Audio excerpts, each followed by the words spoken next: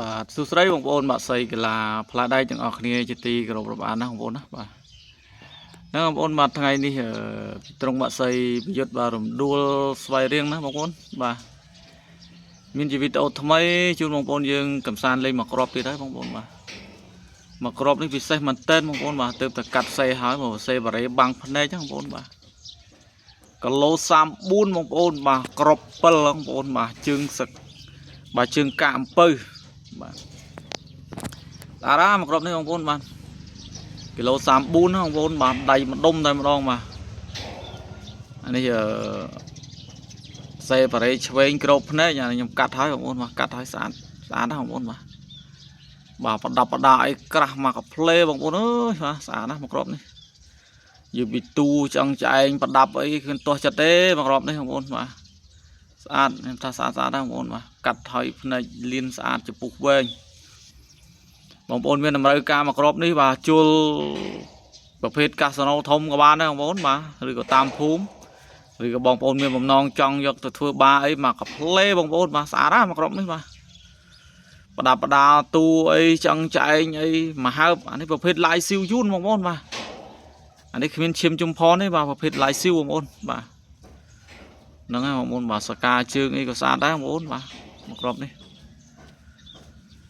ខ្ញុំមិនលំអិតអីវែងឆ្ងាយទេបងប្អូនណាបាទខ្ញុំទុកវីដេអូនេះឲ្យបងប្អូនយើងគាត់បាទពិនិត្យមើល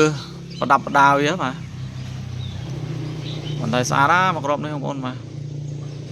ធានាជូនថាស្អាតតែម្ដងបងប្អូនយកទៅដឹងតែពេញចិត្តតែម្ដងបាទទើបតែកាត់សេហើយពីម្សិលមិញបងប្អូនបាទហ្នឹងហើយវីដេអូនេះខ្ញុំធ្វើនៅថ្ងៃទី8ណាបងប្អូនណាបាទខែ8 2026ណាបងប្អូនបាទថ្ងៃសៅរ៍ហ្នឹងហើយបងប្អូនបាទប្រភេទបាទក្រប7បងប្អូនបាទទៅកាត់សេហើយស្អាតណាក្របនេះបាទជើងកាអំពៅណាបងប្អូនបាទសកាស្អាតបងប្អូនបាទមកក្របនេះបងប្អូនយកទៅធ្វើបារអេមស្នេហ៍តែម្ដងបងប្អូនបាទអារាមក្របនេះគីឡូ34ពិសេសគីឡូធំទៀតបងប្អូនបាទហើយប្រភេទពណ៌នេះបាទវៀតណាមបាទសបោកាន់ណាបងប្អូនបាទប្រភេទបាទ